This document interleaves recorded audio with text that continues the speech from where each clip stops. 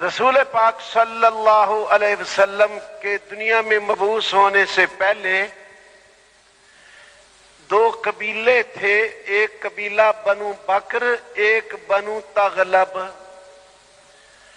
ایک قبیلے والوں کی اونٹنی دوسرے قبیلے کے باغ میں چلی گئی۔ باغ والا دیکھ رہا کہ اونٹنی آ رہی، اور آ کے اس نے درخت کے پتے کھانے شروع کر دیے۔ قاعدے کی بات یہ تھی کہ ایک دو ڈنڈے لگاتا واپس بھگا دیتا، لیکن یہ جاہلیت کا دور تھا۔ رسول اللہ صلی اللہ علیہ وسلم کے مبعوث ہونے سے 40 سال 50 سال پہلے کا دور تھا۔ چنانچہ اس باغ والے نے تلوار کھینچی، اونٹنی کے تھن کاٹ دیے، دودھ کی جگہ کاٹ ڈالی۔ اونٹنی چیختی چلاتی اپنے مالک کے گھر پہنچ گئی۔ مالک نے دیکھا تھن کٹے ہوئے، تلوار اٹھائی، خون کے نشان دیکھتا ہوا، قدموں کے نشان دیکھتا ہوا اس باغ میں پہنچا۔ جہاں تھن کٹے تھے وہاں بہت سارا خون پڑا تھا۔ پتا چلا کہ اس باغ والے کا کام ہے۔ اب قاعدے کی بات یہ تھی، اپنے سرداروں کو جمع کرتا اور ان سے کہتا دیکھو اس باغ والے نے میری اونٹنی کا نقصان کر دیا، نقصان پورا کروا دو۔ لیکن اونٹنی والے نے ایسا نہیں کیا، تلوار کھینچی اور باغ والے کی گردن کاٹ دی۔ باغ والے کے بیٹے اور بھائی اور قبیلہ، ان کو پتا چلا ہمارا بندہ مر گیا۔ کس نے مارا؟ فلانے نے مارا۔ اب قاعدے کی بات یہ تھی کہ وہی اپنے سرداروں کو جمع کر کے کہتے کہ ہمیں خون کا بدلہ دلوا دو، ہاں تاوان دلوا دو، دیت دلوا دو۔ جو بھی فیصلہ کرتے بات ختم ہوتی، لیکن انہوں نے ایسا نہیں کیا۔ تلواریں کھینچی اور اونٹنی والے کی گردن کاٹ دی۔ اس کے بھی بیٹے اونٹنی والے کے بھائی اور رشتہ دار، انہوں نے تلواریں کھینچی۔ باغ والے کے بیٹے اور رشتہ داروں نے تلواریں کھینچی۔ جنگ چھڑ گئی، کوئی ادھر سے مرے، کچھ ادھر سے مرے، اور ایک قبیلہ ہار گیا، ایک جیت گیا۔ جو ہار گیا اس نے سال یا 6 مہینے چپکے ہتھیار جمع کیے، اپنے ساتھ اور قبیلوں کو شامل کیا اور دوسرے قبیلے پہ حملہ۔ پھر انہوں نے چپکے ہتھیار جمع کیے، اپنی قوت بنا کے ان پہ حملہ۔ 40 برس تک جنگ جاری رہی۔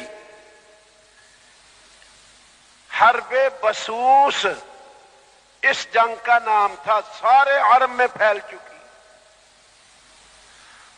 ان حالات میں جناب رسول پاک صلی اللہ علیہ وسلم مبعوث ہوئے۔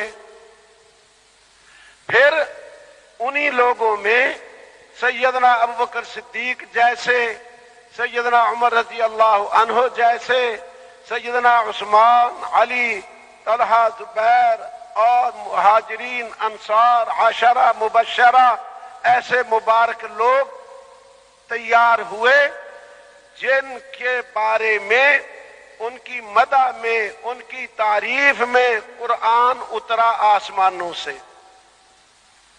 یہ وہی لوگ تھے۔ کیا کیسے ایتے آئیں؟ فَإِنْ آمَنُوا بِمِثْلِ مَا آمَنْتُمْ بِهِ فَقَدْ اهْتَدَوْا۔ اگر لوگ ایسے ایمان لے آئیں جیسے تم ایمان لائے ہو، صحابہ کو کہہ رہے ہیں بِمِثْلِ مَا آمَنْتُمْ، جیسے میرے نبی کے صحابہ تم ایمان لائے ہو، اگر لوگ ایسے ایمان لے آئیں تو یقیناً ہدایت پا جائیں، فقد اہتدوا۔ یہ ان کے ایمان پہ قرآن اتر رہا، پھر ان کی عبادات پہ تتجافى جنوبهم عن المضاجع يدعون ربهم خوفا وطمعا كانوا قليلا من الليل ما يهجعون والذين يبيتون لربهم سجدا وقياما محمد رسول الله والذين معه أشداء على الكفار رحماء بينهم تراهم ركعا سجدا يبتغون فضلا من الله ورضوانا سيماهم في وجوههم من أثر السجود ذلك مثلهم في التوراة ومثلهم في الإنجيل۔ اس طرح کی بہت آیتیں ان کی عبادت پہ اتری ہیں۔ اللہ جل جلالہ تعریف کر رہا، یہ رات کو تھوڑا ہی سوتے ہیں، صبح کو استغفار کرتے ہیں، رات سجدے اور قیام میں گزارتے ہیں۔ اے مخاطب، تو ان کو کبھی رکوع کرنے والا پائے گا، دیکھے گا، کبھی سجدہ کرنے والا۔ تو یوں آیتیں ان کی عبادات پہ نازل ہوئی، انہی کے اخلاق کے بارے میں آیتیں نازل ہوئی۔